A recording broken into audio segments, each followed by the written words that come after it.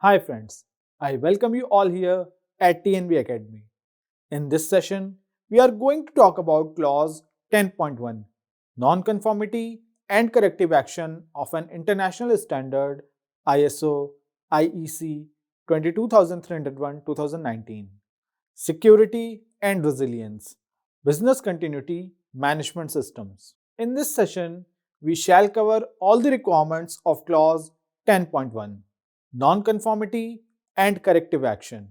As the requirement of clause 10.1 depends upon the requirements of clause 6 to clause 9, I would like to recommend you referring these clauses of ISO 22301-2019 also for better understanding of clause 10.1. Let's discuss about the outcome of this session.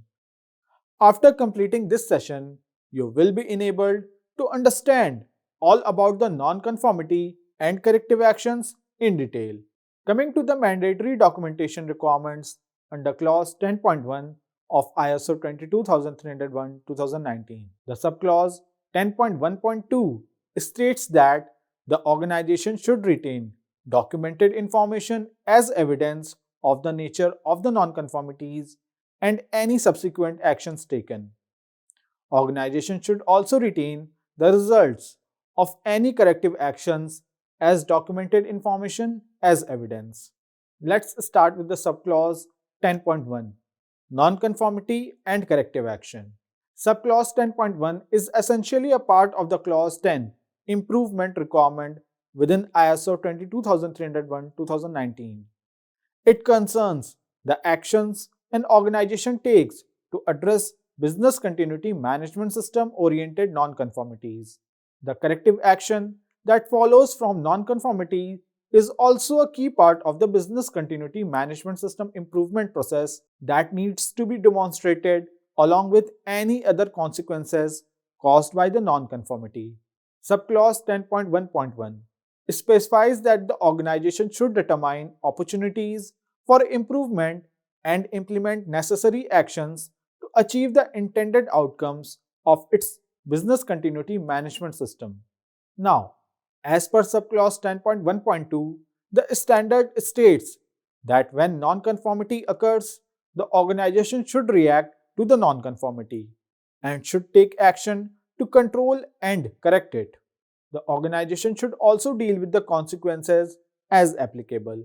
The subclause 10.1.2 also specifies that when nonconformity occurs, the organization should evaluate the need for action to eliminate the causes of the nonconformity in order that it does not repeat or occur elsewhere by reviewing the nonconformity, determining the causes of the nonconformity, determining the causes of the nonconformity, and determining if similar nonconformities exist or can potentially occur.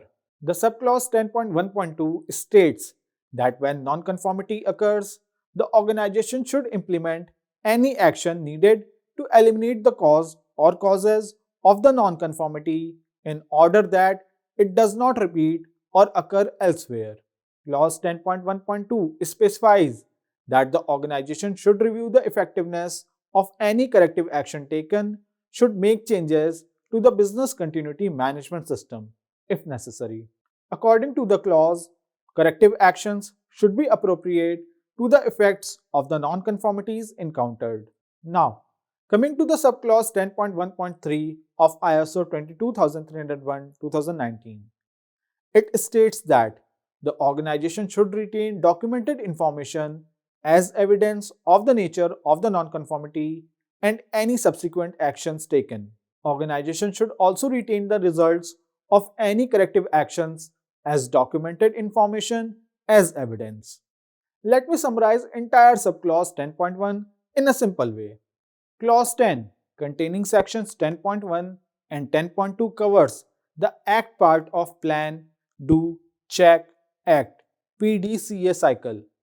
This clause helps an organization react to nonconformities, evaluate them, and take corrective actions with the end goal of continually improving how it runs its daily activities.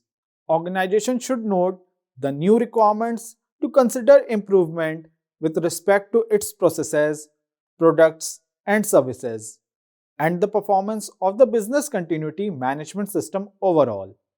Organizations should continue to seek objective evidence that improvement is taking place.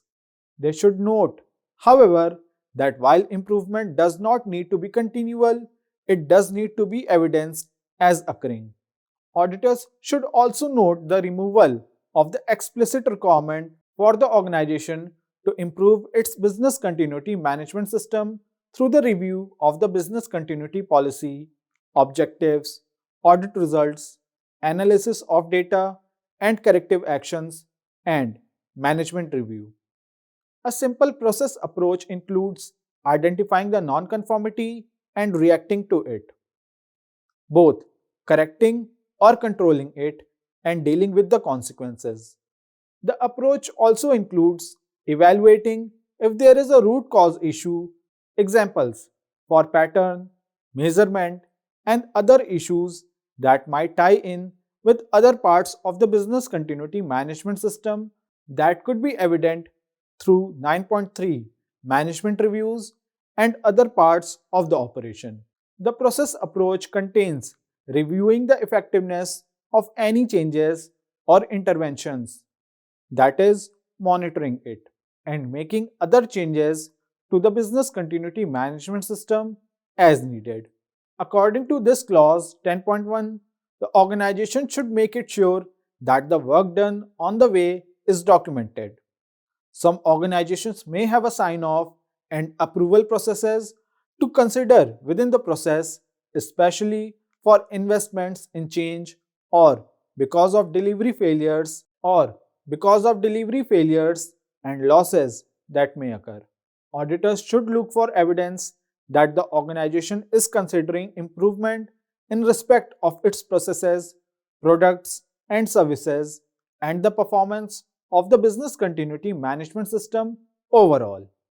In the case of products and services, this is to meet not just known but predicted requirements. They should note that there is no longer a requirement to audit preventive action as a distinct entity. If top management has set realistic process objectives and there is no evidence of improvement, this information should fed back via the audit report to allow top management to determine what type of action is appropriate. So friends, this was all about the clause 10.1, nonconformity and corrective action. Now let's talk about nonconformity under clause 10.1. Please see the auditor finding action report on your screen for writing nonconformities under this clause.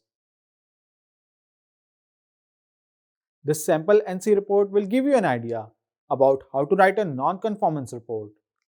Please go through this and try to understand the various components of this nonconformance report.